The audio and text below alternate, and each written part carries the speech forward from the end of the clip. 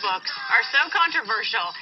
He's received death threats and even had to hire a security team for his book tour. But author Steve Siebold says he has a message that's saving lives, and he's literally not mincing words. His book is called Fat Loser. It's a training guide for dieters. Steve, thanks for joining us. I appreciate you being here.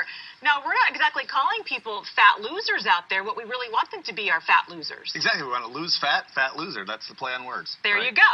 Okay, so tell me about the book, because you really get tough for people in this book. Yeah, it's really a book about self-responsibility, Heather. It's about saying if you're fat, forgive yourself first, but then get emotionally tough, grow up emotionally, and lose the weight. End of story. No one's coming to the rescue. It's got to be us that takes responsibility for our own weight. According to you, you are responsible for yourself. One of the things you say in the book is fat people are heart attacks waiting to happen. They're digging their own graves with a knife and fork. Exactly. I mean, we're doing this to ourselves. 10 years ago, as I was saying earlier, I gained 40 pounds, and no one put the pizzas in my mouth. I was really good at the donuts, the pizzas. So I did it to myself. I lost the weight. End of story. And we could end the obesity epidemic with this type of philosophy. Now, in the book, you give sort of a step-by-step plan or inspiration for people to start losing the weight and stay on track.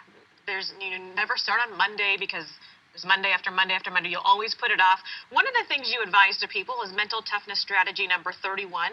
Stop socializing with fat people. Yeah, you got to be very careful in the beginning. When you make a decision to lose weight, you got to be very careful about it's not about judging anyone. It's not about judgment. It's just about getting around the consciousness or the thinking of people who are failing miserably at something you're trying to succeed at. It's just like anything else. If you want to be rich, hang around rich people.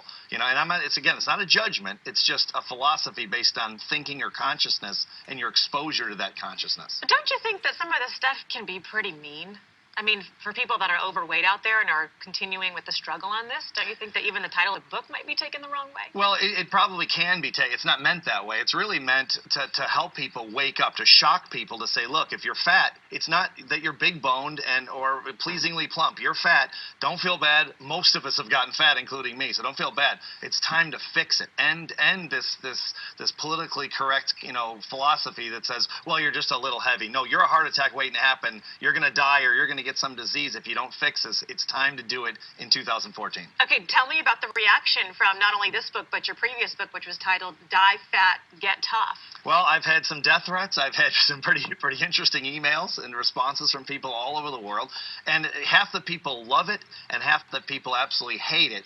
But it has made an impact on hundreds and if not thousands of people that have lost weight on it. And for your European book tour, I understand you actually had to hire a security team? We had to have a security with the BBC in Europe. We had to have a security team when I went over there and talked about it. And yeah, some people are very offended by the idea of self-responsibility, that they're responsible for their own lives. And I think that's patently ridiculous. And it's part of the reason we have this epidemic. Now, what do you advise to people who decide, I'm going to get this book? And by the way, I need to let people out there know that the book is free. You've literally taken away every excuse that people have for either not being able to afford it or not having the time to read it, because you're giving it away for free on your website. Right, fatloser.com. They can download it for free. It's all free, because people have emailed me over the years and said, I can't afford it. I'm not making very much money. You can have it. I'm making zero money on this book. What I'm trying to do is make a dent in a problem that we have to solve in this country. We're on a real poor path here. Now, Steve's a little in your face in the book, and I just read a few excerpts from it. So people are overweight or fat, as you would title them.